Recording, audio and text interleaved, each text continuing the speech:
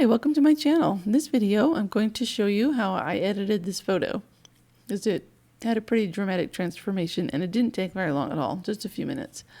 And then at the end, I'm going to show you how it looks straight out of the camera and explain kind of how I took it. Well, the first thing that I did was when I opened it in Affinity and it was still in the develop persona, I cropped it there. And then I added a little bit of a curve just to raise up the highlights a bit to make them wider. And that brought us to here. So now I'm going to get rid of this. And the first thing I'm going to do is make a new layer and get the Inpainting brush tool. Now, the first time I did this, I just kind of went like that to see what would happen. I just did the whole thing and it made these little lines sideways. Didn't look quite right. So I'm going to delete that layer and make a new layer. Oh, and when you're, like I mentioned this, when you're using the Inpainting tool brush on a new layer, a blank layer, up here at the top, make sure it says current layer and below. That way it will get the layer below. Otherwise, if you just say current layer, it won't do anything because this is a blank layer. All right, so if you come over here though and you click on little parts of it, just one little thing at a time, it does a much better job of blending it. No, that one didn't. There, now it looks pretty good. So we can take that, come over here and right click on it and merge down if you want, and just make it part of the picture. Okay, first thing I wanted to do was I wanted to change the color of the background. And so I just put an overlay on it. So come to File, Place, and I just used this one called Rose. It's one of the ones I made. And I used it because I originally thought I wanted a red background.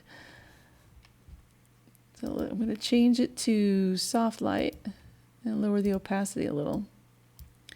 And then I'm going to put a mask on it.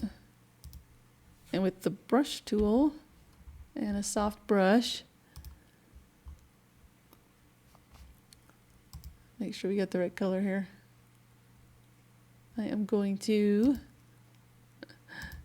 there we go. I'm going to brush off what I don't want the overlay on. I don't want it on the flowers. When I did this originally, I sat here and I looked at it and I thought that red just didn't look very good. And I decided blue would look better with orange. But I didn't have a blue background right away, but there's a really easy way to just change the color. Okay, we can always go back and change that since it's a mask. So come down here to adjustments and go to Recolor and just drag it down into the overlay layer. And then you can just change it to whatever color you want. So I moved this over to blue. So it ended up somewhere around there. You can keep going, but it's that blue and that orange look so much better together. And I changed the saturation though. Brought that down a little and can make it darker or lighter. I think I lightened it up a bit. All right. So now the blue and the orange look a lot better, I think. So now I wanted to add some dramatic lighting. So come up here to Layer, New Light Filter Layer, and then Lighting. And I changed the type from spot to point and got rid of the specular, make that 0. And just shrink that down, and I put that right there. Kind of something like that. And then I changed the blend mode to overlay. And that gives the color, it just makes the colors richer. I like that. I think though I'm going to lower the opacity a little, but not too much. Just a little. And then I thought that was pretty good, but I wanted to add just some kind of, I don't know, I just wanted to add some more lights to it. So I just went and put another overlay on it. And it was this one. And I'll show you how it looks. It's just a whole bunch of dots. of various sizes and shapes. So you just need to change the blend mode, and you can pick a lot of different ones. You can do screen, you can do overlay, soft light. In this case, I did color dodge. And come up here to filters, blur, Gaussian blur, because we need to blur it. So, but not too much. You don't want it to disappear, but you want those lights. Well, I wanted the lights to be blurry, but still be light. Something like that. Click apply. And if you don't think that's bright enough, you can always just do Control J and make another layer. And I like the way it did that, but it was a little too much. So I'm going to lower the opacity a bit. And then the lights on here, I kind of don't like. So I'm just going to get the eraser tool, make it bigger, and erase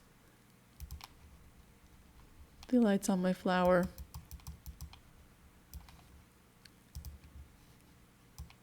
There.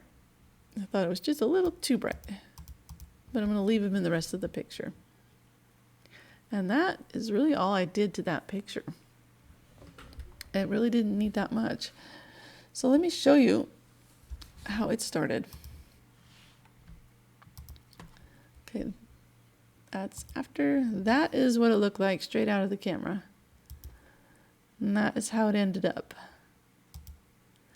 So if you come up here to View, Studio, and then the metadata, it pulls up what I did. And this is showing the cropped version. It's not showing the full size one. This is what actually came out of the camera.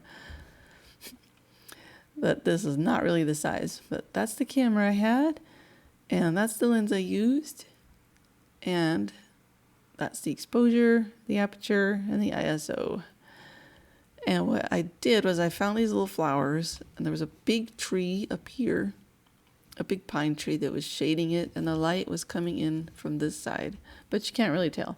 And it was down in the grass. The grass was really tall, which is why it's so blurry.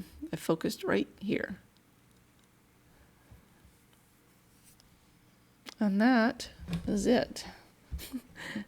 I looked for these flowers specifically in the shade. There were other ones out in the sun, but they were too bright and it was blowing out these whites. So I found a nice shady one. And in the light was in the morning even, and it was still too bright for these little guys. So when you're looking for flowers, shade is best. And if you don't have shade, bring your own. You can make a diffuser just out of white fabric. And I stretched it across an embroidery hoop.